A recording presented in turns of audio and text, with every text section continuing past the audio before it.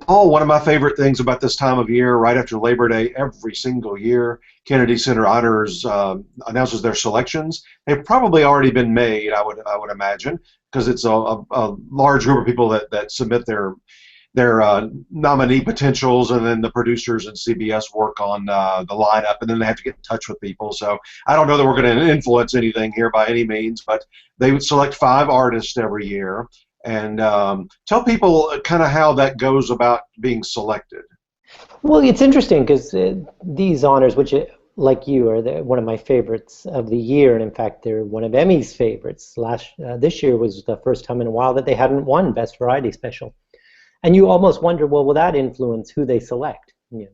But this dates back to 1978, and there's been a pattern of the people that are honored. They sort of pick from film, from music, from the lively arts, from theater, from opera. There's always been an African American numbering among the 5, but a couple of years ago, various groups, Hispanic groups, brought attention to the fact that they were woefully underrepresented. So last year we saw with Carlos Santana. Before him, there'd only been 2 Hispanic honorees, Chita Rivera, the theater star, and Placido Domingo, the opera star. So when we're sort of thinking about, oh, who could it be this year, I think we have to keep that in mind. And I think in answer to some of those criticisms, they've expanded how they survey. The public can now make nominations. They have an artists committee. Yes, there's the board of the Kennedy Center and CBS and the producers, but I think they're trying to cast the net a little wider, which means in terms of us making our predictions, such as they are, we're probably going to be wrong. Well, I'll be wrong on all of mine, and you, on the other hand, that you study this like an art form. So I remember there is a little bit of a science to making the predictions. Not that I'm always right. I think 3 years ago I got 0 right, which was the first time that had happened in a long time. But then the next year I got 3 out of 5. And last year I got 2 out of 5, so it can be predicted a little bit, but it's going to be fun to sit down with you now and kind of walk through the process and see which ones we think might be selected this year. Well, and let's start with the one that we probably know the most about, the film/TV, or is it film and TV? But tell us about the way that you come up with it, because I thought it was fascinating. I hadn't really thought of this, and then you sort of about the gender bias, such as it is. Other than I think one time where there might have been 3 ladies out of the 5, it's generally 1 lady, maybe 2, on a given year. Just like you mentioned, there's always an African American choice, which I think is wonderful. Last year, the opera singer Martina Arroyo, she sort of represented the African American side, the Latino side, and the female side. Yeah, but when we were talking about film, and there was Shirley MacLaine, who I was surprised hadn't been honored before. And when I was looking down the list, her brother was an honoree. Her younger brother was Warren Beatty was an honoree almost a decade ago. But I remember you saying, well, now it was a female star from Hollywood, so this year your expectation is it'll be a male star. Well, I think so. If you're looking at, let me pull my list up in front of me, but if you're looking at trying to make some predictions, and I've got, if you go to our forums and go to the Kennedy Center thread, I've just got a long list of probably 200 or 300 names there that are, what I do is basically put a list together of people that are 50 or over in different categories that I think, and generally it's going to be 60 or over, but they have occasionally gone to 50, somebody in their 50s. So because there wasn't an actor chosen last year, a male actor, I think the strongest possibilities this year, I could almost assure you that they may choose an actor and an actress, but I think there will at least be a male actor this year. And the ones that jump out at me the most that haven't been honored, that are in that older, even older really than 60, would be, I'll just go alphabetical here, Michael Caine, Michael Douglas. Michael Douglas has worked his way through basically every Life Achievement Award that's given out, so I think he would be a very strong possibility. Harrison Ford has also worked his way through a lot of the different Life Achievement Awards. My question there is, the person has to agree to show, and not that he wouldn't show for any other reason than this, but they delayed the Star Wars shooting, at least his scenes, until I think they're just now getting started back. So does he know, do the producers of Star Wars know if he's even going to be available in early December? So that may knock him out if that's the case. Somebody I'm shocked has not been honored before, but since he's retired and he may be turning these things down, we just don't know, is Gene Hackman. Yes, I was shocked too. When I would have thought he was honored 15 years ago. I would think he's high on the list for like a SAG Life Achievement, an AFI Life Achievement. He did accept the Cecil B. DeMille about a decade ago. So let's see, other people in the right. Oh, here's another one that will automatically guaranteed get one of these. It's just a matter of this year, next year, and that's Al Pacino. Right. I think one of those people will be the ones. Now, if they want to go with someone who's not quite 60 yet, they might go to Tom Hanks. I believe he's maybe 58. And Denzel Washington. Definitely get one of these sometime soon. You've also got Denzel Washington on your list. Denzel is right in that, right? Is he right at 60? I think so. I mean, he played a 35-year-old on Broadway this year, but yeah, I think he's about 60. I would almost guarantee one of the men I just named will be an honoree this year.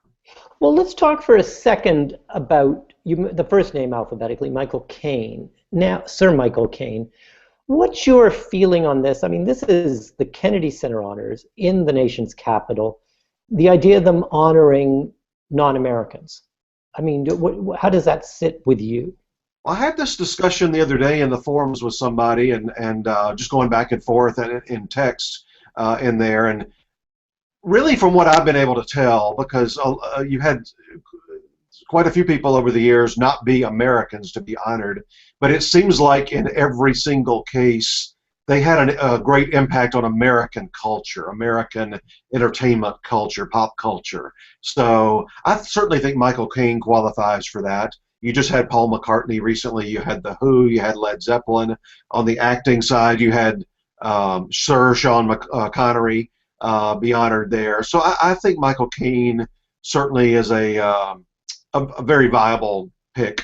He's done a lot of American movies, and even his British movies have been, a lot of them have been very successful here. Well, I smile because, of course, Sir Sean Connery, Sir Michael Caine, Sir Roger Moore, none of them got their knighthoods until they went back and lived in England. A lot of them were living as tax exiles in Switzerland or in Monaco. So only when they started paying taxes again in England did they get their knighthoods. So at least the Kennedy Center doesn't have that demand that you be a taxpayer. No, I think it's marvelous. It shows the global reach of these awards and how meaningful they are. And it really is such a wonderful event. Now, were you, just to switch slightly here, because I mentioned that it had sort of a winning streak at the Emmys, were you surprised it lost this year? It lost this year to the AFI award, to Mel Brooks. I was only surprised at what it lost to. The AFI, I believe, has won a couple of these over the years, but it was been a long time ago. Mel Brooks is so liked, though, even though he didn't himself get an Emmy for that. It was a fun tribute. So it's not a. It was. I even said, in the lead up to the Creative Arts, and I told people for weeks before that, just our editors and so forth, being a big fan of Kennedy Center and watching it and recording it every year. I think I'll get every one here on DVD. I was very disappointed in this last year's actual show. The selections were fine, but it was like they were either going through the motions or just had a very bad knack for picking people to do the honors, to perform the honors on stage. I was, especially the Billy Joel, who I've been looking forward to as one of my favorite artists for years, being in that last slot, which I knew he would be, with such a large catalog of music. The people that came out and performed for him were just, I don't even know if he knew any of those people. Now, one of the people that performed, I believe, last year is somebody that you've tipped as maybe somebody who'll be honored this year, right? Tell me who that was. Oh, I thought you told me that Arturo Sandoval. Oh, yes. Now, he didn't perform on the Kennedy Center Honors itself, but in the press release that I read, the whole thing is recorded. So in the pre-show, he did it was either "God Bless America" or the national anthem on trumpet. He's a trumpet player. Mhm. To me, and he's gotten a couple of other honors during the Obama presidency. I think assuming that they're going to choose another Latin entertainer, I think he is the most likely person. He and Rita Moreno, who just got the SAG Life Achievement a few months ago, I think are the two most likely. We've got in our overall long list that you can read in the forums other people that we think might be possibles under their different headings of what their type of career has been. But I think, and it also there's generally going to be every other year, every third year, somebody that is a specialist on like an instrument. Mhm. I would say Herbie Hancock sort of fell into that last year, being a pianist, jazz pianist, even though he's had some success on the pop charts too. So I could see Arturo. I could see him honestly getting in that group this year. Well, it's interesting because, of course, Mel Brooks, an EGOT champ, that the AFI, he was a good luck charm for the AFI tribute. Rita Moreno, has an EGOT. I mean, her Grammy is a little bit of a cheat because it's a children's album that she's one of many people performing on, but she got a Grammy. One of the things that you talked about is the input of the producers in the sense of they're trying to come up with people that are going to make for a good show. So if you've got Rita Moreno, who won her Oscar for West Side Story, I mean, you've got one number there with America. And I'm sure they could have fun with some of her Electric Company songs, and she's had a Las Vegas act over the years. But that does go to the success of the evening, both live, because it's a huge fundraiser for the Kennedy Center Honors, and then also as a television special, doesn't it? I mean, that's what really makes it. I think so, and looking like a Shirley MacLaine last year, yeah, her clip package showed a lot of film clips, but when it came down to what they put on stage, it was mostly her Broadway musical kind of stuff. Right. Which that's what they're looking for. They're looking, when the producers sit down with CBS and look at that list of recommendations that have come in from the committee, they're trying to assemble a show that's going to be interesting.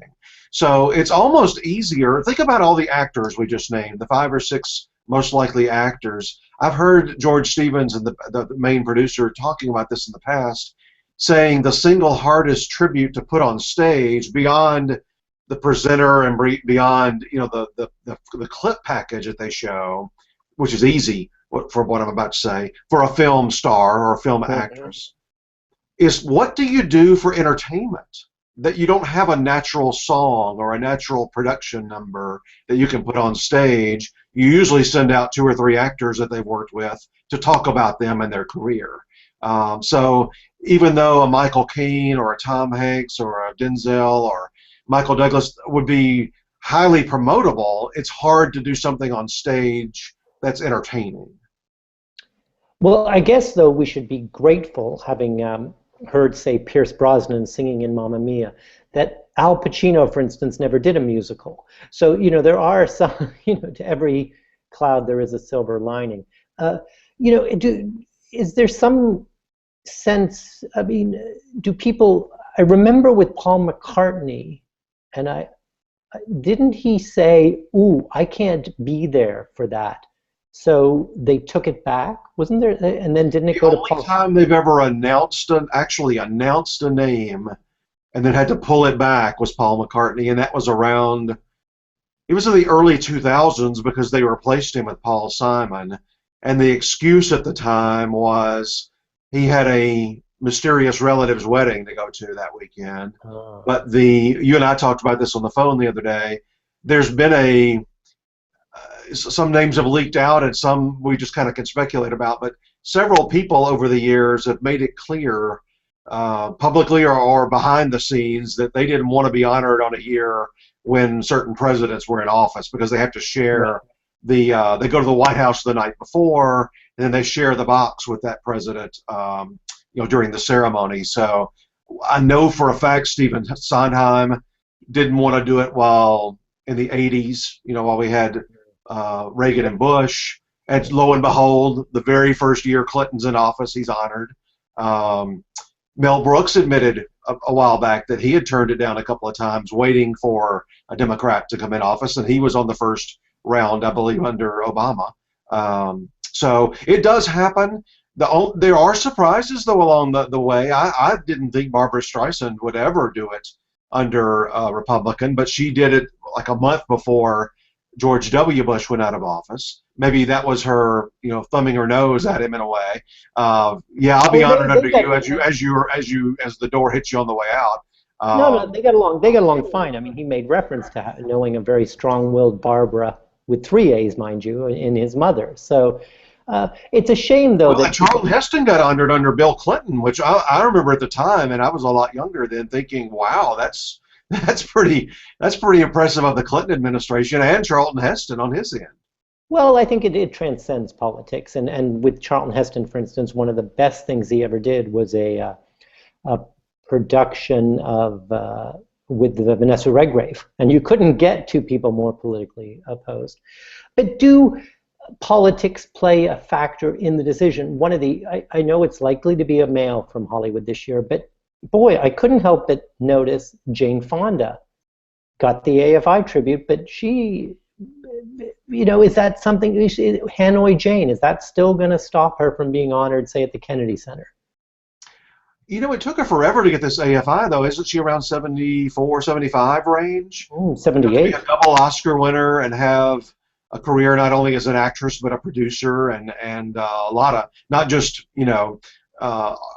critically acclaimed films, but a lot of very popular films in her career. It took her forever to really get. I even wondered. I wanted Tom to ask her last year when he was doing the web chat with her. Just quite honestly, did she feel like she's never gotten the Cecil B. DeMille, never gotten the SAG Life Achievement, never been at the Kennedy Center at the time, had not been selected for AFI. Did she feel like her activist past hurt her? Because I could imagine the conversation going on in that room on any of those groups. Boy, Jane deserves it, but do we really? Do we know what's going to happen? Are we going to be picketed? Are we going to be slammed, continuously all the way up until the ceremony? I'm sure that's come up.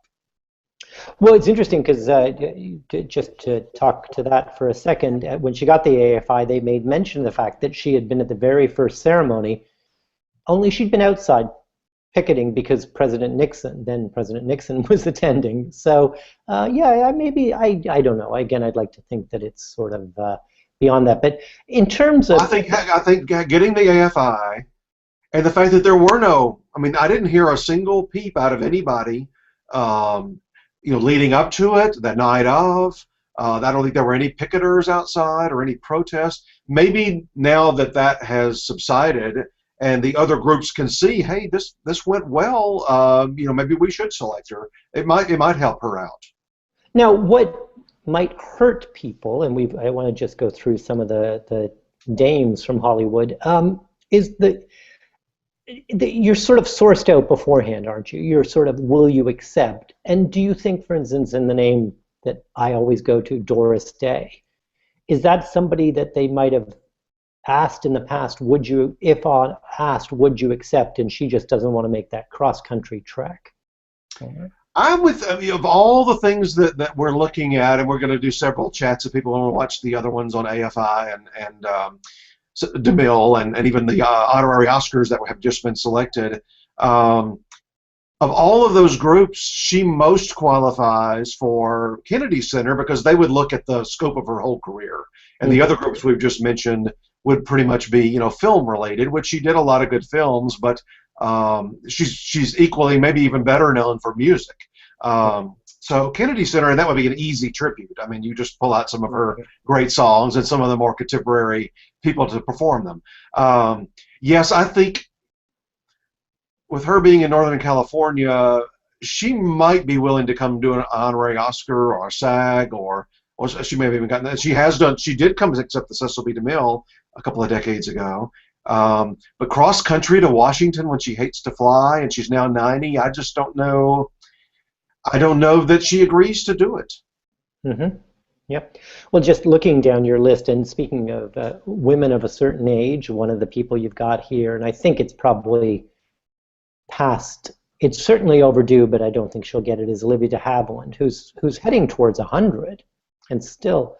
Well, being a double Oscar winner, I mean, she should have been selected. And being in, of course, she's in a lot of great movies, but one of the top 5 of all time in terms of respectability and remembrance and awards and everything is Gone with the Wind. She should have been selected a couple of decades ago when she was perfectly willing to travel.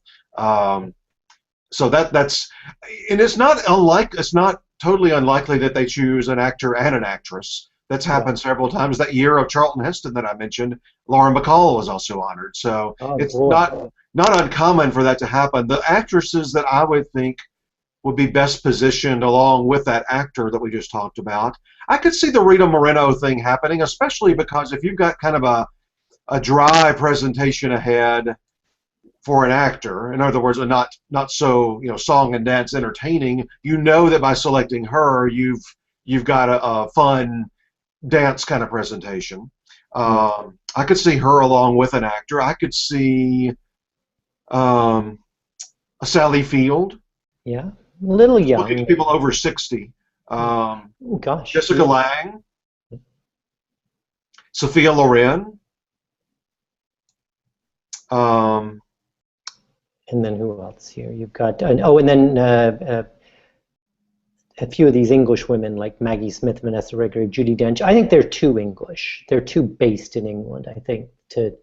And then, of course, somebody you've got on the list, Maureen O'Hara, who just got the honorary Oscar. So they rarely, all of these groups we've been talking about rarely, and it happens occasionally, but they generally don't like to bump up against each other on selections because, for one thing, the steam is taken out of their. If the Kennedy Center knows that Maureen O'Hara is going to attend and get her honorary Oscar in early November, do they really want to be a month later doing another tribute? Right. So it's pretty rare. And Rita Moreno was SAG this year, but at least it was, it'll have been 11 months ago by the time Kennedy Center rolls around. And then somebody that we haven't mentioned, and I think because she is going to be honored by SAG, is Debbie Reynolds. There's somebody again. Yes, not on my list. Well, maybe I have her under. Well, let's say you took her off the list because she's getting honored by SAG. Why don't we? I need to add her back in. So, these are just an overall list that I keep updated regularly, and certainly, I hate to even say the words, but Robin Williams would have gotten all of these. Probably he's already gotten the DeMille, but I mean I could have seen him gotten all of these over the next few years. Now I would say that when we talk about Hollywood, I mean the honors tend to go to people that are film stars. It's very rare that it's somebody who's made their name in television. Which I think is just horrible. You could count on your hand the number of almost exclusively TV people. Now, there have been people that have, I mean, Rita Moreno has done a lot of television, but I don't think that's the first thing you think of. But I'm talking about, Oprah Winfrey a couple of 3 years ago, David Letterman, Johnny Carson. Lucille Ball had a decent film career, but I mean, everybody knows her for television. Yeah, and that's sort of it. I mean, you kind of run through. I mean, Bob Hope, but really Bob Hope was just as known for, being on the road, stand-up comedian. He did a lot of films, so I don't know that you could classify him any particular way. But Bill Cosby, again, more of a, TV would be number one, but just as much known for his stage work. For on the road stage work, but that's about it. They don't honor strictly TV people, but I always include a list. And it's interesting because I'm looking at your list, and it's great, and I really urge everyone to go into the forums. But the names that pop out at me are 3 people that have been recently honored with SAG: Mary Tyler Moore, Dick Van Dyke, and Betty White. Isn't that interesting that the Screen Actors Guild, which is film and television, all honored them, but any of them getting this would be I think it would be a surprise. I do too. I know Mary is not 100% healthy, but she did go get the SAG almost a year and a half ago, and the Kennedy Center, unlike some of these others, she doesn't even have to make a speech or anything. Right. So I think assuming that her health is okay, I think she would be perfectly in line for that. And my number one out of all of these 300 names on this list that I would like to see honored is Dick Van Dyke. I think he doesn't really fall. I mean, he's most known for TV, but he did have a great theatrical, especially beginning of his career. He's done some iconic movies, especially Mary Poppins. So you throw in a he would be an easy person to do a tribute segment because you bring out a Dick Van Dyke related person for his career part to set things up, and then you have songs from Mary Poppins, Chitty Chitty Bang Bang, and end the thing with Put on a Happy Face from Bye Bye Birdie. I mean, it's perfect. Yeah, absolutely. I went a few years ago. Chita Rivera had done a one-woman show on Broadway, and he came in just for 2 nights as a special guest, and I had already seen the show and went back.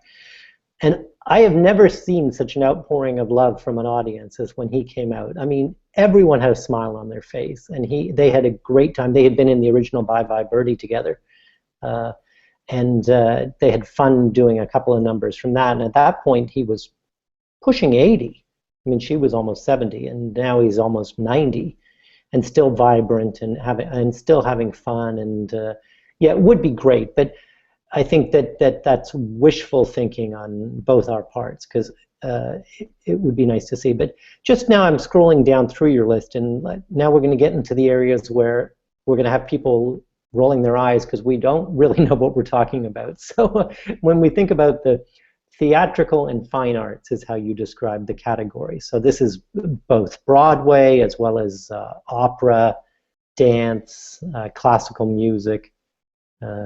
So are there any names that pop out there for you? I'll do some and then maybe some others. I'll do like 2 groups. The ones that are the most likely, I think Carol Channing would have gotten it in recent years, but again, they think about the show, what's the show going to look like? And because she was in so many Jerry Herman shows, and he's just been honored recently, the same year as Oprah, I believe. So that's been very recently. They would have to do some of the same exact songs. Right. And believe it or not, that's the kind of things that they think about. Renee Fleming is young, but I mean in her 50s young, and she just got the Presidential Medal of Arts in recent months. So I think that's a possibility. But they just did opera last year, so I don't think they're going to go opera back to back. Gotcha. A Cynthia, and I also think about people that always watch out for people that perform on the show regularly or involved, because they are going to be honored if they've had any kind of career. It's one reason I think when we get to just popular music, James Taylor is destined for this. He's been on so many Kennedy Center honors. They're going to want to reward him. Cynthia Gregory's been like that, a dancer. Let's see. Patti LuPone, I didn't realize until the other day, Patti LuPone is a little older than I thought. She could definitely be that Broadway type star. She's more like late 60s now, right? Yeah, I think maybe mid-60s. She tells a delicious story about how she was famously fired from the musical version of Sunset Boulevard. She had done it in London, and they're bringing it to Broadway. And Andrew Lloyd Webber fired her, and she was replaced by Glenn Close, who had been doing it in Los Angeles, and came in and did it on Broadway and won the Tony Award. Well, those 2 dames circled each other at one of these Kennedy Center honors. They were both performing. Because that's the other thing about this show. They bring a lot of people down from New York. It's almost old-fashioned 50s television in that it's a lot of people that are from Broadway. When I did a webcam chat with a Tony nominee, Kelly O'Hara, she talked about, I think she'd been on 3 or 4 of these. And it's all done very hurriedly. I mean, it's they usually skip their Sunday matinees and they're rehearsing all day and then doing it on Sunday night. But she said it's a lot of fun. But anyway, I'm not sure Patti LuPone has, when I sort of look down the list of potential other honorees from sort of the lively arts, I don't know if she's necessarily achieved as much. Well, as I will say, if it does turn out to be Arturo Sandoval, it's going to knock out.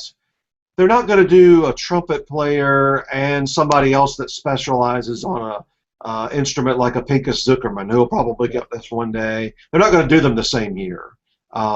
If you get some kind of musical specialist that most of the public doesn't know, then that's going to be the only one you get for this year. right. They haven't done a playwright in a while, so I could I've, see a Tom Stoppard. that surprised me again that they really haven't. And there's John Guare or however. Or a David Mamet. Yep. I don't know what sections of his work they would read on stage. But you could almost see, and another name that popped out at me on your list, Sam Shepard. I could almost see Sam Shepard turning this down. Somebody like him not He's wanting very it. private. Yeah. Very private. Yeah. The other names, Bernadette Peters, I think, has had the Broadway pedigree, and she's more like mid-60s now. And looks like she's about 40. I mean, so they might not realize. Exactly. She's far younger acting. Wynton Marsalis is definitely going to get this one day, but I think he's a little young, and also the Arturo thing. I think if that happens, a name that jumps out at me that most people don't have on their list, and if you look at, we have a photo gallery that I'm sure will be attached to this video if you want to look through. It's basically our top 30 names that we think might be.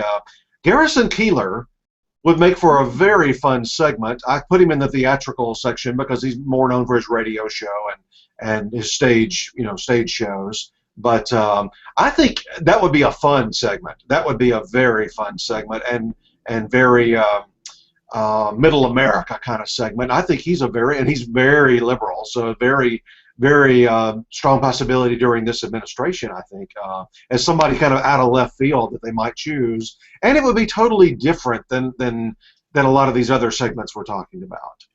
Right, and then to wrap it up, I guess, and it's fascinating that, as you said, you've made a science of this, that idea of the real powerhouse singer / songwriter musician. That they can then use the catalog to close out the show, that they can tout throughout the CBS broadcast. Stay tuned for the All-Star Jam session. So I'm looking down, you've got quite an extensive list of singers and musicians. Well, let me say along those lines, when I do my list of 5 predictions, that's the first thing I do. There's only a small number of people that I can imagine in my mind would be a closing act of the night. Mm-hmm. Somebody that's got enough of a catalog and is known enough by American audiences that they can hang their whole ceremony on and close out the show with. And last year, I mean, Billy Joel I knew would be the closing act, and he was one of the 3 I thought would be in that kind of group. There's only this long list of, like, I don't know, 75 names of what I call pop and rock stars, country stars. I don't think there's more than about 5 people I would say that they would use to close a show. Right. So and right now at their current age. Right. So just give us those. I would say Glenn Frey and Don Henley from the Eagles. Mm-hmm. They wouldn't do a whole Eagles thing, and they can get by on that because these are the only 2 men that were in it the whole way, and they wrote almost every song. I'm just going alphabetically here on the ones I think could close a show. Barry Gibb. Right. Some of these I think could be part of the middle part of the show, but I don't know, like an Al Green, a Gladys Knight. I just don't know. I don't see them being a closing. Mick Jagger and Keith Richards would close the show. Mick Jagger, Keith Richards, and they may just go Mick Jagger. A Carole King definitely will be honored. Right now might be the most opportune moment because of the Broadway show. That's right. Like you said before, they could just bring some of those people down from New York, or if they've left the show, reassemble them, and they've already got basically the makings of a good segment already. The same goes for a Frankie Valli, just skipping down. I've thought Frankie Valli would have been honored right at the biggest heat of Jersey Boys. Yeah, no, that's again another one that was surprising. That could close the show. James Taylor could close the show. U2 will definitely be honored one day. They're much younger, I think, than people realize. They're only like early 50s. Right, they were kids when they started. So. And the only other one that I think could close a show would be a Prince. Mm, yeah, I think. Yeah, I guess so. It's fascinating. It's fascinating to sort of consider how this list is pulled together, and it's certainly that they come up with as varied a list as they do every year is a real testament to them. But so I guess we should sign off here now, and then promise to come back, and we'll tell them when they announce them. We'll do another one of these and say where, and we'll make that one live maybe, and people can join in, and we can dish where they've gone right and where they've gone wrong. Does that sound like a plan? Yeah, that sounds great. Okay.